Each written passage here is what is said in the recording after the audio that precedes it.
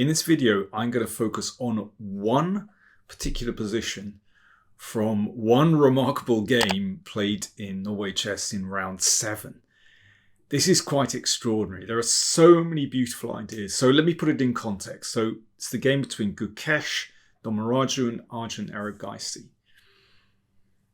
It was 92 moves long, this game, and it was complex all the way. It never quite settled down, and I'm really not joking. Let me show you. So let me just give the first few moves. So to Pietz, and bishop c4 is a little bit unusual, and there's a reason for that. I mean, this would be a very nice setup for white if it weren't for the fact that black has this little trick, a very standard opening trick.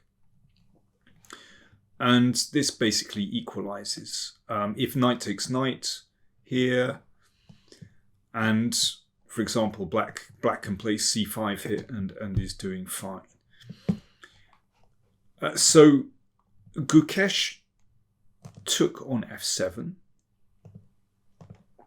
So it's a slightly unbalanced position, but basically this should be good for black, or at least equal. And indeed, with the two bishops, Arjun started to open up the position. And after this, he's doing, let's just say he's doing fine already, and he took the initiative. Now, I'm going to fast forward. As I said, the game never quite settled. So in a moment, I'm going to be looking at this position, which is already highly complex. But the game went on into a really complicated endgame. Again, it didn't quite settle. You know, we had this position, so we've got a race, these two pawns against this one, and finally the game finished here. So there's a bit of a spoiler. Gukesh won.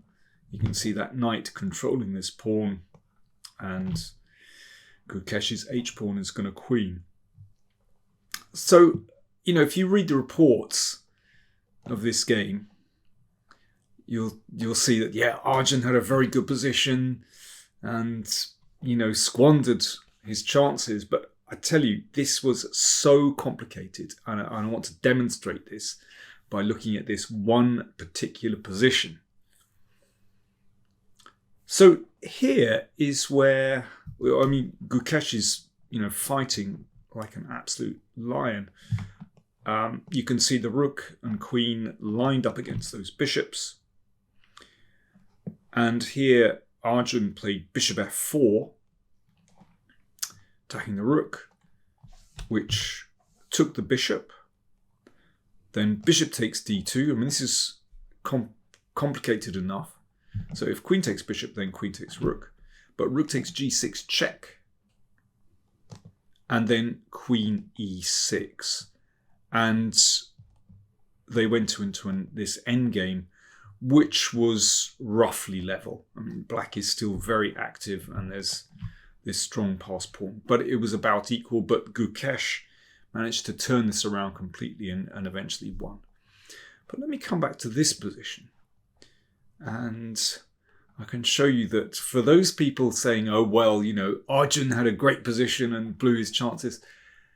My goodness, this was not simple. So he played bishop f4 and went into a balanced endgame, or an imbalanced endgame that was, you know, roughly level.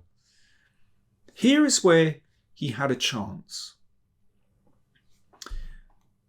The move is rook f2. Now, I suppose you could say that this, in some ways, is quite an obvious attacking move because the rook comes down and mate is threatened on g2.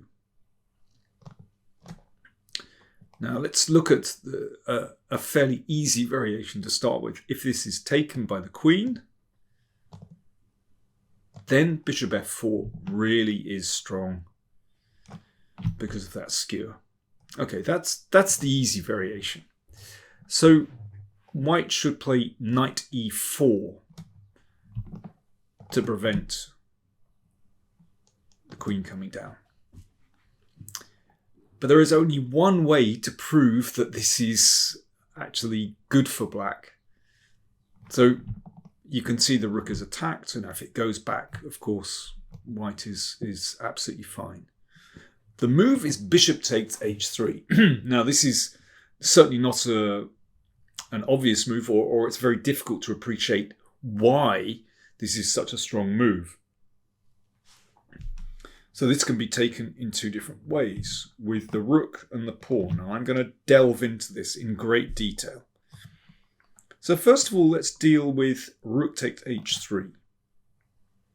So what's black got now? Well, the move is rook e2. So this doesn't look bad. The queen is attacked and the knight is attacked as well. Okay, but what about queen h4? This looks pretty scary because the queen is about to come here. Now, black can play queen takes, and that's about equal. But there is a winning move here. Again, absolutely not an obvious move. Bishop f4. A remarkable move that breaks the communication. And after bishop takes f4, queen takes e4. So black is still a piece down. But mate is threatened and the bishop is threatened. So let's say rook f3, because that blocks the queen down to g2 and defends the bishop. But d2 is very strong, and this pawn is basically just rolling through. So rook f2, for example, a check.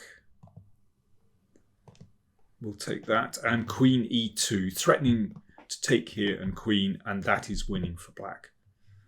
So not simple, but should be winning. And let's try something else here, because there are alternatives. So instead of rook f3, rook g3. This is not simple. Rook takes f4, queen h6. I mean, this is scary. But there is a way for black to win this, and that's simply to march the king out. And black should be winning. Basically, that d pawn is too strong. It's going to advance, rook e1 check, etc. And the queen at the other end of the board doesn't have enough. Either this rook will shield or the king is going to bounce up. But yeah, not easy to appreciate that. So let me go back. So that was... So we're looking at rook f2. Just a quick recap. Imagine trying to visualize this. I mean, one would need a lot of time. So knight takes, bishop takes h3, and we've just been looking at rook takes h3, and rook e2 followed by bishop f4, and this is winning. Not obvious moves. Okay, so now let's look at g takes h3. And this is more difficult. Yeah, really. That was difficult enough. Okay, so pawn takes bishop. Now, what's the idea? This is very subtle. So bishop takes h2. Bishop h2 check. I'm tripping over my words. So forces king h1. And bishop c7. Well, this is pretty subtle. So what on earth is the idea of playing this? Well, it introduces two possibilities. Potentially bishop b6 and potentially queen e5. There's a lot more going on as well, but these are two of the reasons why this bishop has ducked back. So, okay, let's try king g1. Now, if queen e5, this doesn't, threatening queen h2, this doesn't work because of queen f2. However, let's just go back. In this case, rook f3 is strong. And with these two threats again, bishop b6 or queen e5. White's problem is that this rook simply can't come over to help with the defense. So let's say rook takes f3. And okay, well, what's White doing? Let's try queen h4. I mean, this looks quite scary. Now the rook is able to come over here, but queen e5 is a winning move, threatening a check down here. And if king g2, queen h2, and queen e2 mate, beautiful checkmate. You often see these in mate in 2 puzzles, actually, where the king is caught in a kind of crossfire. Or c4. Now, in this case, queen e5 doesn't work because of king g2, and in this case, the e2 square is covered. But queen f5 is very strong, threatening queen takes h3. But okay, knight f2 looks like it's defending. Knights are very good defenders next to the king. And queen e8 is threatened with counterplay. But remarkably, after the very cool king f7, White does not have a defense. Black threatens 2 things, bishop b6 or bishop g3. There's no good defense. Queen e4 is possible, but rook takes. And Black is a pawn up in the endgame, and with this powerful pawn and the king well placed, perhaps rushing to the position, should be winning for Black. Now, if I missed any crucial variations, I think we're just about there. But okay, I'll try and recap. So in this position, rook f2 is the move. And after knight e4, bishop takes. And then you've got to consider both pawn takes and rook takes. And I think that's the most difficult variation. That's the trickiest one to spot. And even then, it's Black would have to find some remarkable moves. Oh, one more variation. Instead of king g1, rook d1. And then again, it's not obvious, but rook here is a good move. So you can see that White is caught in a pin here, and if king g1, then bishop b6. And if c4, queen f5. And yeah, here's the problem. The queen is lined up here.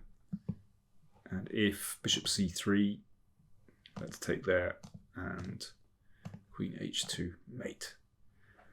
So some incredible variations. But yeah, for those people saying, oh, well, you know, Arjun blew it. Well, I can understand why he didn't want to kind of keep going with the analysis of rook f2. And I mean, this is so muddy.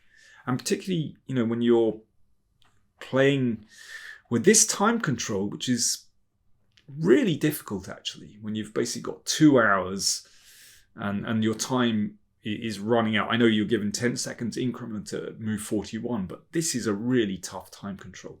So investing a lot of time in a move which, you know, looks like a wild goose chase, well, I can understand why Arjun simply went for bishop f4. He might have missed something along the lines, but you know, he wasn't worse anyway. But a really tough game and incredible defense from Gukesh to pull himself out of a difficult position. Now, standings. Let me see. Fabiano Caruana leads with 12.5 points after 7 rounds. He won a very smooth game against Wei Yi. It was one of those rook and bishops of opposite colour endgames that we saw Zhu Wenjun win in a beautiful one. Basically, you know, from a certain point, it was very difficult for Wei Yi to defend. But Fabiano played beautifully. Nice technique. Caruana, 12.5. Gukesh, 11.5. Carlsen 11. He won an Armageddon game against Nakamura. He still looked pretty upset. Nakamura 8.5. Arjun 7.5. Wei Yi 6.5. More coming your way soon. Thanks for watching.